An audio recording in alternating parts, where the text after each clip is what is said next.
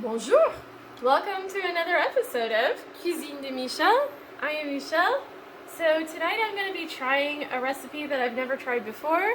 This is from Ghirardelli.com, and these are chocolate truffle cookies with sea salt. So I'm starting out with the double boiler here, and we have 2 tablespoons of unsalted butter that you see right there. And I already measured out as well 1.5 cups of Ghirardelli 60% cacao bittersweet chips. So you can get these at the store. I'm not sponsored by Ghirardelli, this is just their recipe, so I got exactly what they're asking for. This is the bag in case you wanted to know. Anyway, what we're going to do is we're going to be melting these in our double boiler here. So you can see already it's starting to melt. Chocolate melts at a very low temperature. So we're going to get those melted. And then as soon as they do all melt and combine together, we're going to just shut off the burner and let this sit with the warm water from the double boiler to keep the chocolate melted.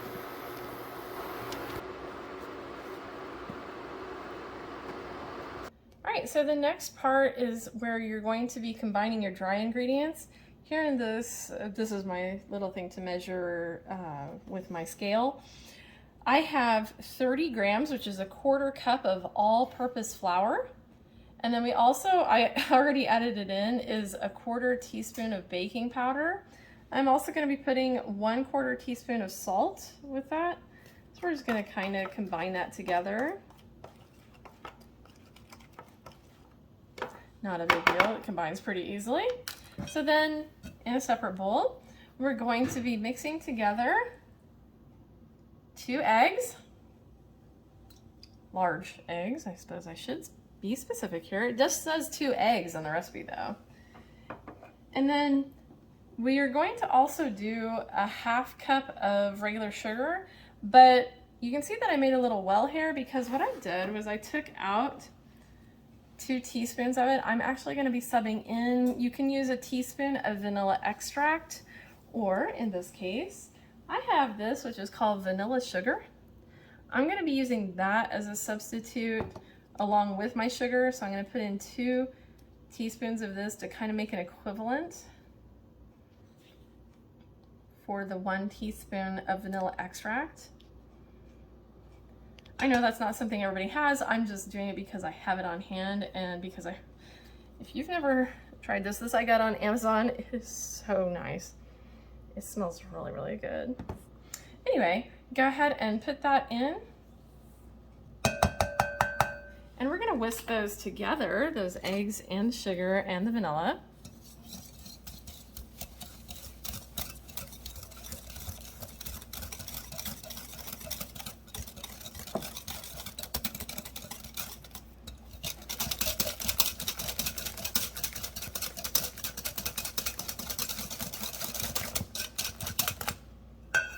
Once you have that mixed together, then you're going to stir in the flour mixture that you have here. So you can see this isn't going to make a lot of cookies, and that's something I like is when I'm trying a new recipe, it's kind of nice when it doesn't make a big amount of cookies. That way if you don't like it, you're not stuck with a lot of cookies. If you do like it, you could possibly double it. I bet this recipe would probably double.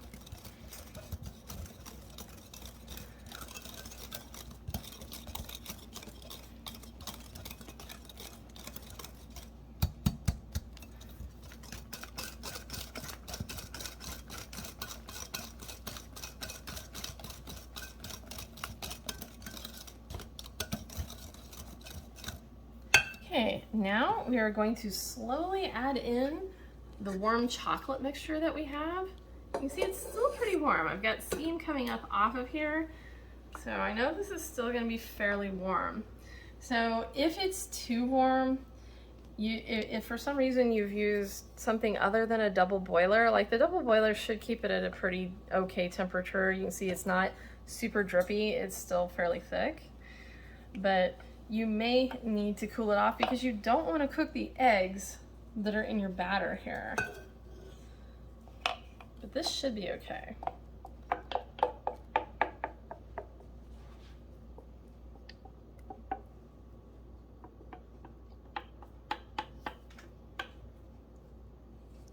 So I'm going to stir some of this in first, or I guess I should whisk it in first.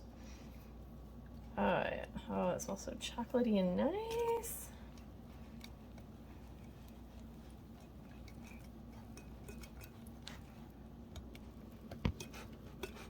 After getting my initial amount in, I'm going to go ahead and scrape the rest with my scraper. Scrape off my spoon.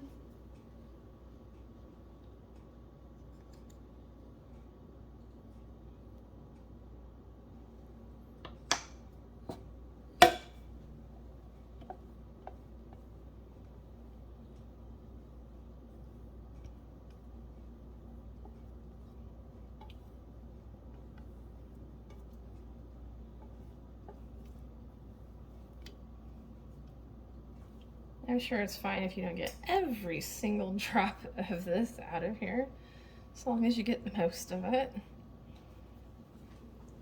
And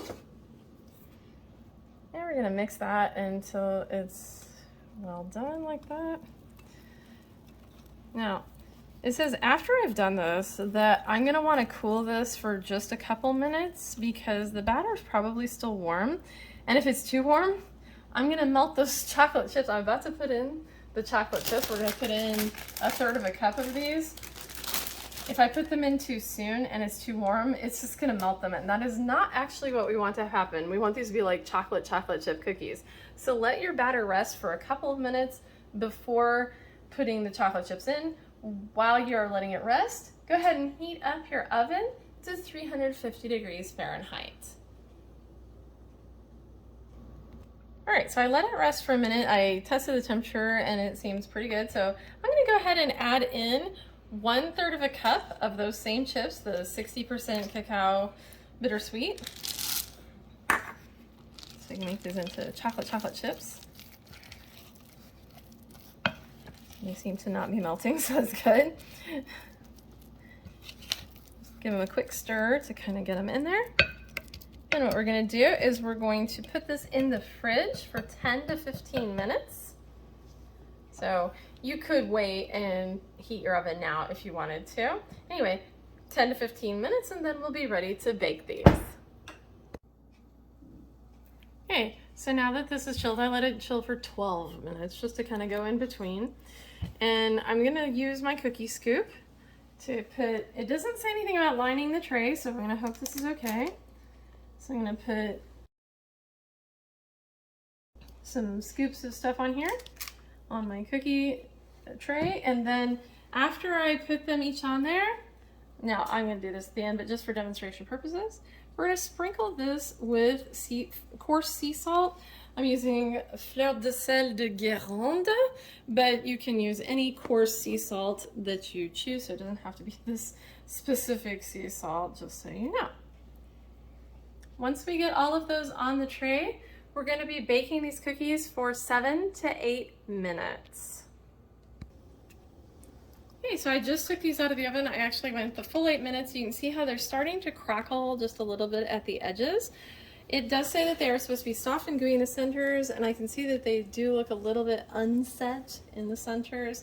But it also says that they're going to continue to bake as they cool. It does not give a specific instruction about how long to leave them on the cookie sheet, but I'm going to leave them on here probably for at least 3 to 5 minutes. And we'll see how they are at the end at final plating.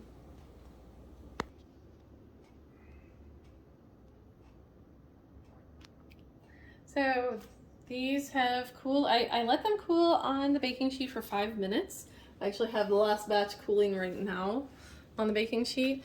They do come out with a very soft center, but I think also I may have oversized like the first couple of them. The ones that are closer to this size seem to be just the right amount of done. So be sure, it said to do it by the tablespoonful, so make sure you don't make them too excessively large. It's supposed to make about 24, I made 22. So I came out pretty close. Anyway, my son taste tested them and he said they're very delicious, but they're kind of hard to eat when they're just baked like this. So we're going to wait and try them again tomorrow and let you know when we finally post this how they actually are. And thank you once again for joining me for another episode of Cuisine de Michel.